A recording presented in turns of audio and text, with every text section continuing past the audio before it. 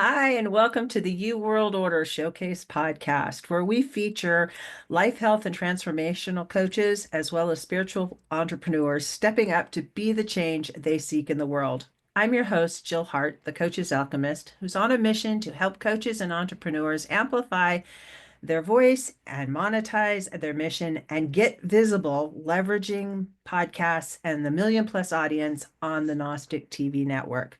Today, we are chatting with Butch Phelps, who is the founder of the Muscle Repair Shop and the Stretch and Release Technique, who is on a mission himself to help you regain the freedom of movement you once had and age more pain-free.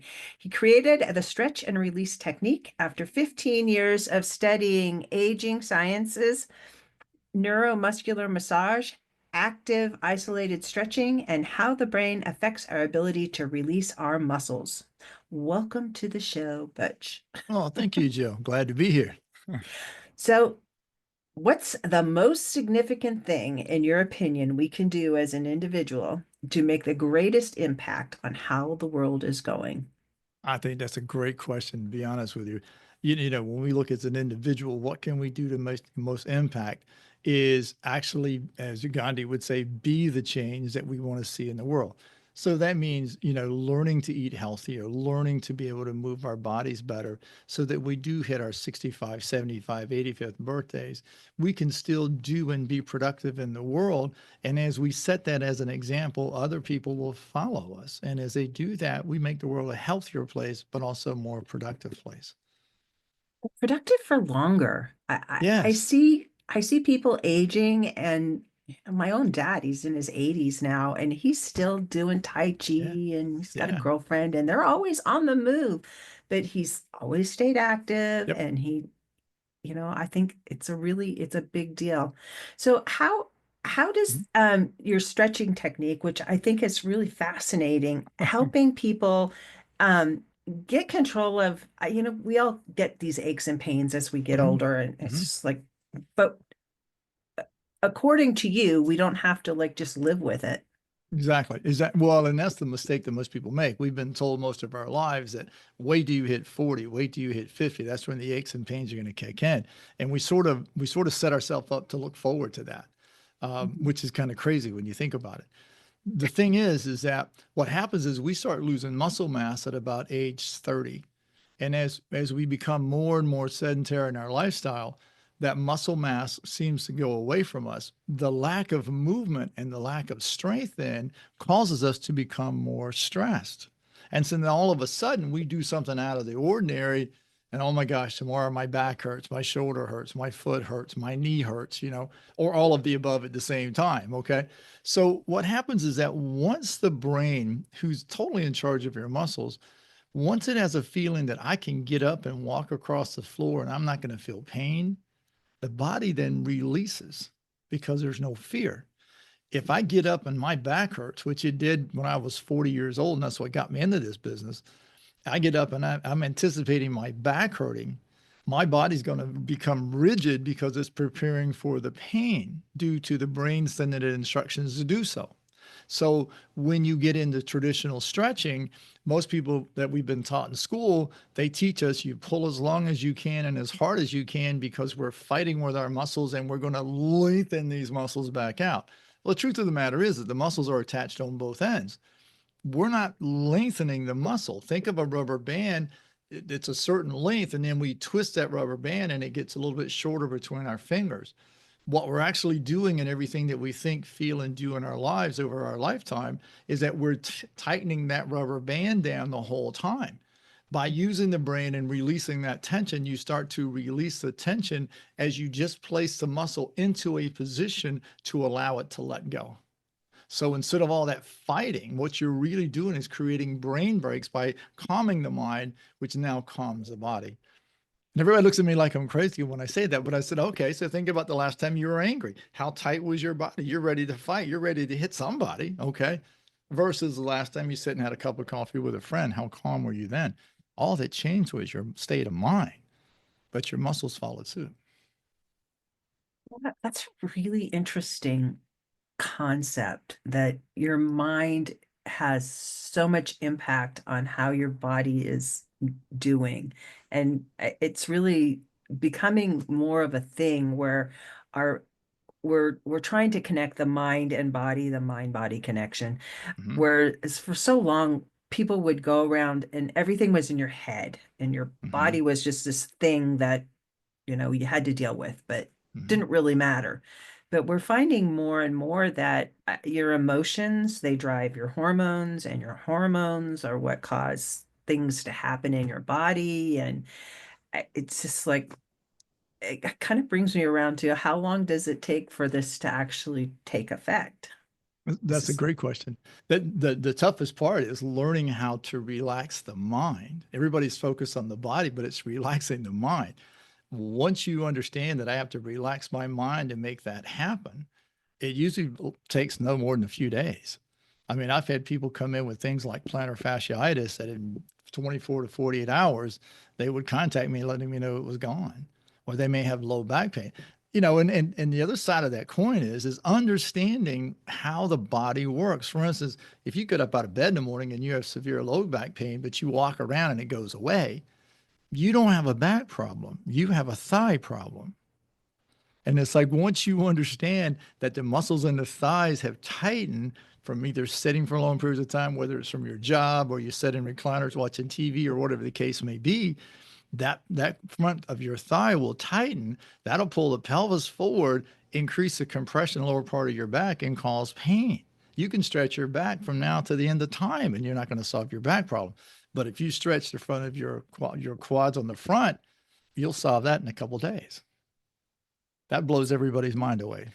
That is really interesting. My Yeah. husband was a truck driver for 28 years, Yeah. and he has neuropathy in his feet. It's not really bad, and it's not diabetic. They don't know what causes it. And I I'm wondering if it doesn't have something to do with a muscle somewhere that's like not doing what it should be doing. More than likely, I mean, the funny thing is when I was at the University of South Florida and I started talking about this to my anatomy professors, they right off the bat wanted me A, to teach the class, but number two, they wanted me to write a paper about it using peer-reviewed studies.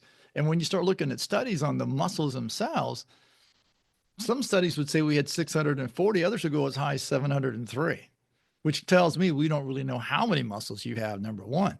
Nobody talked about the brain's role with the muscles. And we all go into fight or flight. If someone's chasing me and I feel like I'm in danger, I'm not going to get hungry. I'm not going to need to go to the bathroom. I'm certainly not going to be relaxed. I'm going to be running for my life. You see, what caused that? My brain anticipated pain and is getting me out of danger, called fight or flight. Every one of us deals with that. And for some reason, when I talk to professionals, that combining of the psychology with the physiology, they seem to have a hard time with that. And it's like, but we're both. We're psychology and we're physiology. And the muscles have to be at the mercy of the brain so that if we get in trouble, we go into fight or flight, it can save our lives. Otherwise, what would stop one leg from going right and one leg from going left? And then you'd be in a pickle, you see. That wouldn't be pretty. Would not be pretty. So why do you think most more people haven't really recognized this technique? I think that the two reasons. I think number one, there's not enough studies on it and research on it. And I've been begging people for years who are in the research to anybody who wants to come and work with me and really understand that to produce that would be awesome. I think number two is we haven't been given the permission from the education gods that would say, yeah, this is great, because they don't have anything to back it up. That was the thing we were looking at in peer-reviewed studies is can I find peer-reviewed studies to back it up? 99% of the studies on muscles was about strength training, and that's because it's easy. You can measure it. You can see the differences. When we start talking about stretching and you start talking about emotions, it's really hard to measure the emotions, and now it becomes subjective. So, what was that person's past like? Have they been through emotional traumas that may set up some of this? You may have fallen when you were 5 and your brain is still somehow hanging on to that so that every time you get in a certain position, you have a back pain or a knee pain or a hip pain. And over time, living with that trauma, now that can wear the joint down or wear the disc down in your back. I mean, if you Mhm. think about a quadriplegic who has no use of their muscles, and I've asked doctors this question, you ever known a quadriplegic to have a bulging disc, herniated disc, or pinched nerve? Not a single doctor's ever said to me, I've seen somebody like that. And so that comes back to then our bones can't move without the muscles. If my brain is fully charged all the time and it's running, running, running, running, running, I'm basically in fight or flight all the time because I've got 10,000 appointments to hit every day. My muscles now are in a tense spot, which is going to compress the bones closer together, which is going to pinch on nerves and blood vessels and so forth. Cannot be good for us to do that. And when I've seen people Mm. that are 70, 80, 90 years old that I've worked on, they've had artificial hips, artificial knees, rods in their back, and so forth. Once they get through the rehab of their surgery, then my next job with them is to help them get through the trauma of it and release that so they can go back to work. I've heard that your body, if it's in pain for long enough, just it accepts the pain, even though the Mhm. underlying condition may have already healed. Your Mhm. body is just so used to the idea of pain that you still experience the pain, even though the Mhm. trauma is no longer there. Right. So in other words, like I work with somebody with a knee replacement, a hip replacement, which you see a lot of those. You don't just typically go into your doctor on Friday morning and say, Doc, I woke up, my hip was hurting. He says, come back at 3, we'll replace it.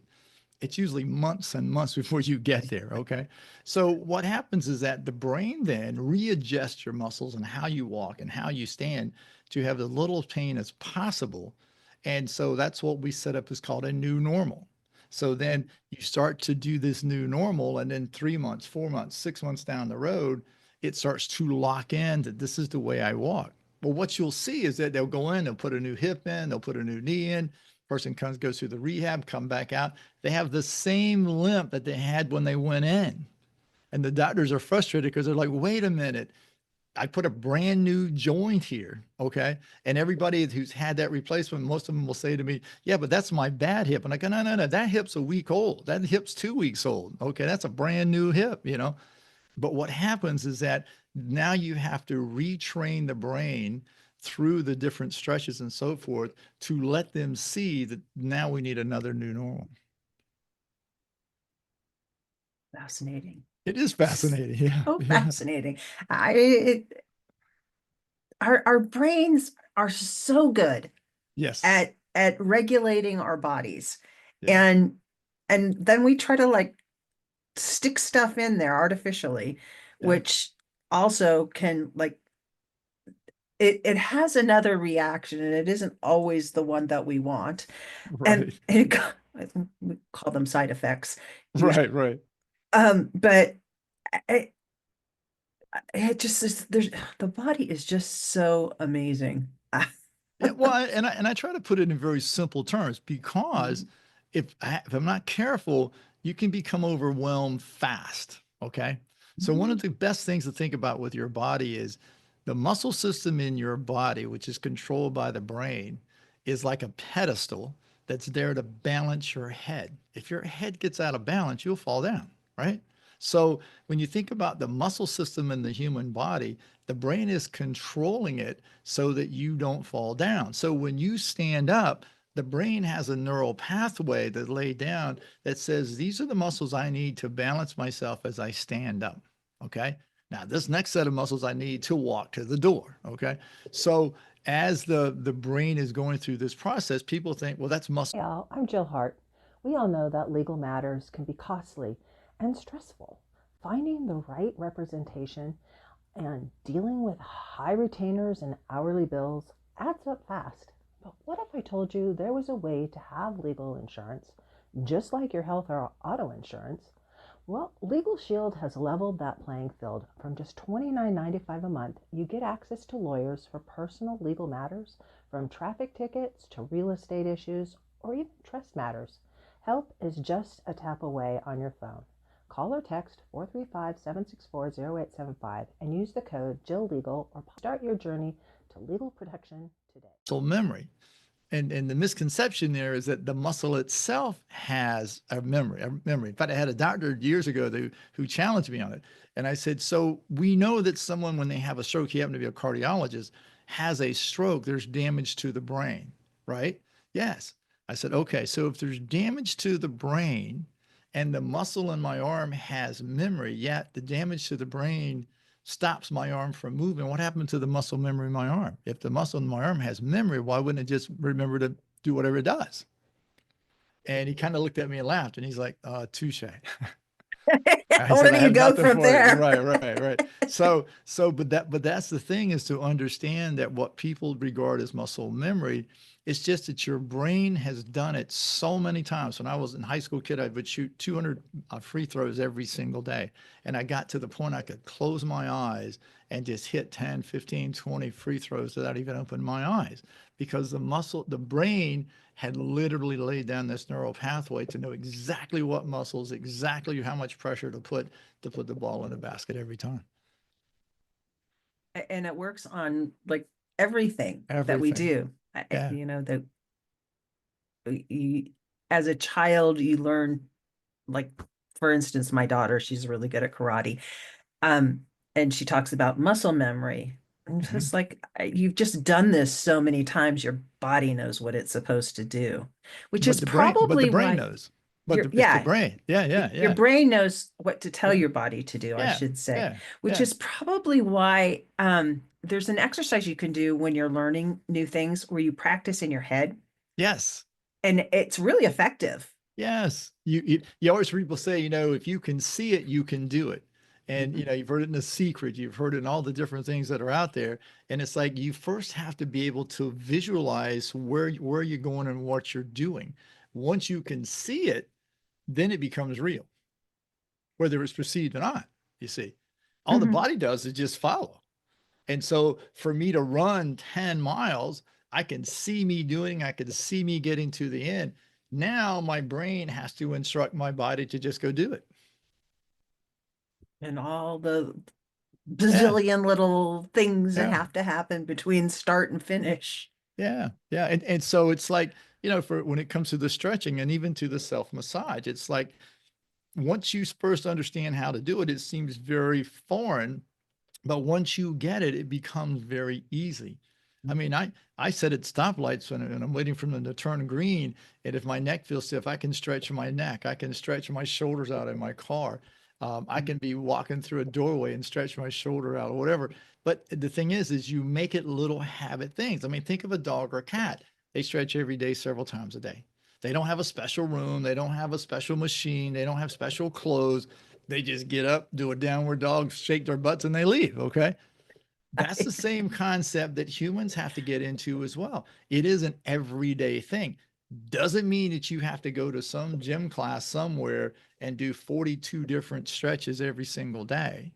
You can do them sitting at home. And that's the thing that I teach people. So I do these online as well as in person. And it's like getting people to understand all they need is like a yoga strap or a piece of rope that's about 8 foot long and a tennis ball. We don't need a ball that sings to us, vibrates, brings us coffee, whatever the case may be. Just need a plain old tennis ball, okay? And once you learn how to use it, you'll be amazed that no matter what age you are, how much better you'll feel. I mean, at 40 years old, I would literally crawl out of my car on my hands because I had back pain so bad. No one could seem to help me. I just lost 105 pounds, started working out at the gym because I'd been an athlete and a trainer before. And I got myself back in shape, looked really good, felt really bad. And I would crawl out of my hands and pull myself up by the door handle. At 65, I don't have any pain at all. I do I whatever I want. I actually have a similar story. After having a lot of children, I had my third child and my hips didn't go back right. Hmm. And I actually had to crawl around on the floor. I Hmm. was dragging my child around on the floor because I could not stand up. Hmm. And it was it was awful. And it was really back before chiropractors were Hmm. a real prevalent thing. I mean, every Yeah. day now, everybody, you can get into a chiropractor, like, even in a small town that I live in. Yeah. Yeah. But back in those days, I lived in San Diego, and it was hard to find a chiropractor that would Yeah. see you. Yeah. And so I did eventually get it all adjusted, but Yeah. having back pain like that, it's not an insignificant thing. No, it's not. And when you talk about having a child, I mean the changes that happens in your body to make that happen. I have several young ladies that I work on uh, pre-delivery to get their bodies ready for that, you know. And I've seen guys who've gone in for prostate surgeries and whatever come out with back pain, and it's like understanding that before you go through a trauma like that, and it is, even though it's childbirth, it is a trauma. And before Oh you go yeah. through a trauma like that, if you can know ahead of time the positions you're going to be in, the tightening of the front of your thighs, the inner thighs, and so forth, and then the tightening of the hips coming back, and you can prepare those so that they start to be stretched out prior to that. It is amazing how much faster the recovery is. I mean, unbelievable. But Yeah, nobody seems and to talk about that. no, they don't. And the advent of, painkillers, Hmm. it really just like then your brain is like, I know all these things are happening, but I'm not getting any feedback. So Exactly. I don't know what's really happening. Exactly. And so we're just gonna like flood all of these hormones in there and hope for the Hmm. best. Well, exactly. I mean, people, when you have pain, when you feel the pain, even though it appears to be from your knee or from your elbow, the pain is actually really felt in the brain. And Mhm. so by doing the different blocks and the different anesthesias, you actually block off the signaling from that area of your body to the brain as they cut your leg off, literally to replace a knee, for instance. And your brain is not even aware that's happening. And Mhm. so it's like, all right, so you can numb the pain. We're very good at doing that. We chase symptoms and not causes, and we numb pain. But the thing is that if the brain is not aware, it can't take care of you. And Mhm. that's where people wind up hurting themselves even worse. I'm Yeah. going to take some Tylenol. I'm going to take this. I'm going to, my doctor give me this inflammatory or whatever. And it's like, all right, understand that when you go have pizza every night or you go out drinking beer and so forth, you're creating inflammation in your body, which is going to make that pain worse. Sitting around and resting all the time is going to make that pain worse. Understand what you have a role to do here. And when it comes to muscles, when it going to university levels on the anatomy, we really talk about the names of the muscles. Where do they attach? Where do they insert? And what do they move on the big picture? We don't Mhm. talk about how can my four calf muscles, when they're tight, create head forward posture, neck and shoulder problem because my stride is too short. We don't talk about how wearing thick sole shoes will prevent my ankles from bending and cause low back pain or knee pain. Those are the things that we're missing in the muscle world, that I've had conversations with high ranking physicians that I've been frankly amazed as we talk, that and they would always say, I always learn something when I'm around you. And I walk away and it's like, oh my God, this guy has forgot more in medicine than I know, and just very decorated people, but it's not part we They study. they compartmentalize things Yes. so much that they lose the big picture. Yeah. And often with a human body, it's everything's connected. It's like, Everything. So it's like you got the foot guy, the knee guy, the hip guy, the spine guy. If we could just get the four of those guys in the same room so that somebody can say, well, wait a minute, if you do that to the knee, you're going to mess up my foot or you're going to mess up my back. That's what we really need. We've and got the the brain specialists. guy. Yeah, yeah, we got the specialists. We just need somebody who can put this together. But even like in massage therapy, one of my first degrees were in neuromuscular and sports massage. Nobody talks about that even in massage therapy. They teach you the massage protocols. We're going to do a shiatsu, a Swedish massage, a neuromuscular massage, but nobody talks about how this part of my body can create a problem in that part of my. And so once you understand that the body from the muscle system is balancing front to back, side to side, now all of a sudden, when you get a pain on the left side, 9 times out of 10, the cause is on the right side. If it's on the back side, it's on the front side. And so when I look at a human body, there's four major stretches that I would say everybody should do every day. That's the calf stretch, which, let me clarify that. That's not dropping your heel off of a step. It's not leaning against a wall. It's not standing on a slant board. That is not a calf stretch at all. Number one, you have four calf muscles. And so what people do, what they typically call a calf stretch, is an Achilles tendon stretch. Those four calf muscles control the foot laterally, vertically, and rotationally. So as a golfer, if his calves and hamstrings are tight, he's going to have back pain, but everybody's going to treat his back. Nobody's going to go down below. Then the other one is the quad stretch, the front of the thighs, because we sit a lot in our cars and jobs that we have and so forth. That's going to create some tension in the lower back and outside chest muscles in front of the neck. They'll tighten because we're on computers, we're driving and so forth. That'll cause pain in the mid back and back of the neck. Going to the back of the neck and going to the mid back and having someone beat you silly with deep tissue massage is not going to solve your problem, because that's not where it's caused. It's caused on the front side. Fascinating. I You have know. a newsletter that you share with people I that do. can kind of give them a taste of what you're talking about here and how they can implement it. You want to talk about that Absolutely. for a sec? So every Tuesday, I put out a newsletter. It's called the Tuesday Afternoon Tips. And in that newsletter, I will discuss specific ailments that people have, talk about what it is, talk about why do traditional treatments either fail or fall short, and then how can stretch and release technique help you with that. Plus, I accompany it with 3 videos that you can easily follow. And what I did with the videos is I did a 2-camera shot so that you can get overviews as well as side views, so you can really get a good picture of what's going on there. And that's a good way of helping you pick up on little things: plantar fasciitis, low back pain, mid back pain, whatever the case may be. Elbow tendonitis you can get rid of in 30 minutes. And it's like, that's insane. And That but is crazy. it is crazy. But the thing is that as you read these newsletters, you can start building a little library with them. I also have about 170 free videos on my YouTube channel at the Muscle Repair Shop that, again, dives into specific things, and then it shows you in those videos how to do those stretches to help that back out.